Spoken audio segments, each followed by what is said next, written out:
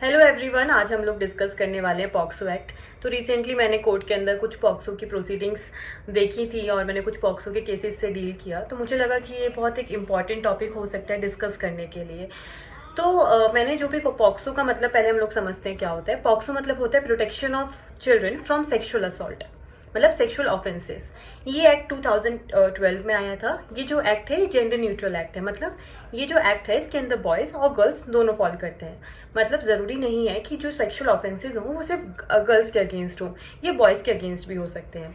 अगर किसी भी बच्चे के साथ कोई भी पेनिट्रेटिव सेक्सुअल असॉल्ट होता है, एग्रीगेटेड पेनिट्रेटिव सेक्सुअल असॉल्ट होता है, या फिर कोई सेक्सुअल असॉल्ट होता है, या फिर पेनिट्रेटिव सेक्सुअल असॉल्ट होता है, सेक्सुअल हरासमेंट होती है, पोर्नोग्राफिक केसेस जैसे केसेस के अंदर अगर ये सब कुछ फॉल करता है, तो ऐसे केसेस जो होते हैं पॉक्सो से डील करते हैं। हो सकता है कोई भी जो विक्टिम हो वो इन सारी कैटेगरीज के अंदर फॉल करता हो। और सबसे ज़्यादा इंपॉर्टेंट ये है कि ज़रूरी नहीं है पॉक्सो के केसेस के अंदर कि जो ये ऑफेंस हो एक बार ही हो। बहुत सारे केसेस में ये जो होता है ये कंटिन्यूइंग ऑफेंस होता है।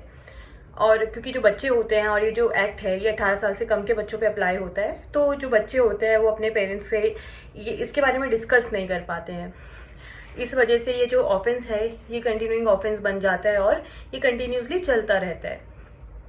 तो अगर किसी को भी पॉक्सो के किसी को भी अगर पता है कि अगर कोई भी बच्चा है उसके साथ कोई सेक्सुअल अब्यूज़ हो रहा है, तो उसकी ड्यूटी बनती है कि वो जाके पुलिस को इन्फॉर्म करे कि ऐसे ऐसे एक ऑफेंस है जो कि हो रहा है। अगर आप इसका रिपोर्ट नहीं फाइल करवाते हैं तो आप भी कहीं ना कहीं उस ऑफेंस के लिए लायबल होते हैं और आपको भी पनिशमेंट मिल सकती है उसके लिए।